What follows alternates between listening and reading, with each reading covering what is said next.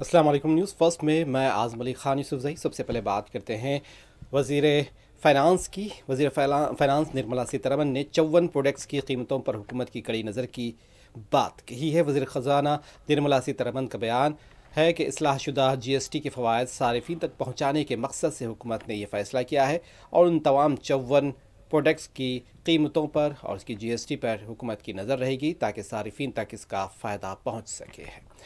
مرکزی وزیر خزانہ نرملا سیتارمن نے کہا کہ وزارت خزانہ 54 مصنوعات کی قیمتوں پر کڑی نظر رکھ رہا ہے تاکہ اس بات کو یقینی بنایا جا سکے کہ نظر ثانی شدہ یا اصلاح شدہ جی ایس ٹی کے فائدے صارفین تک پہنچ سکے۔ انہوں نے کہا کہ اس سلسلے میں جی ایس ٹی کے فوائد سبھی تمام 54 اشیاء پر پوری طرح پہنچ رہے ہیں۔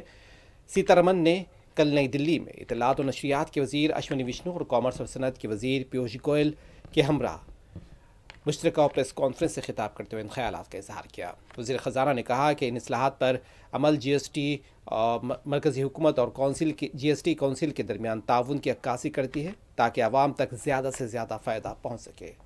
ان کا کہنا تھا کہ جی ایس ٹی کے شرحوں میں کمی، عمل کو سادہ بنانا، 4 سلیب کو گھٹا کر 2 کرنا اور زمرہ بندی سے متعلق معاملات کو حل کرنا، یہ سب وہ امور ہیں جنہیں وقت سے بہت پہلے ہی مکمل کر لیا گیا تھا۔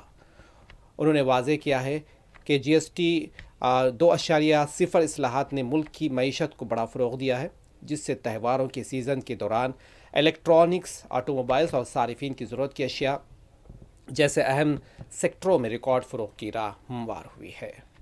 Since 22nd September, we have been getting in the Finance Ministry Department of Revenue, getting information from the zonal levels on all items, but we've been closely monitoring 54 such items where we wanted to be sure that the prices are reduced, meaning the tax benefit is reaching the end consumer.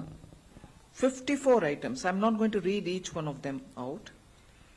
And even as we say 54 items, you know, from 12 to 5, the rate reduction has happened. And from 28 to 18, rate reduction has happened on largely most of the goods. But in some cases, 1 or 2 went this way or that way. But 54 such daily use items we've been closely monitoring.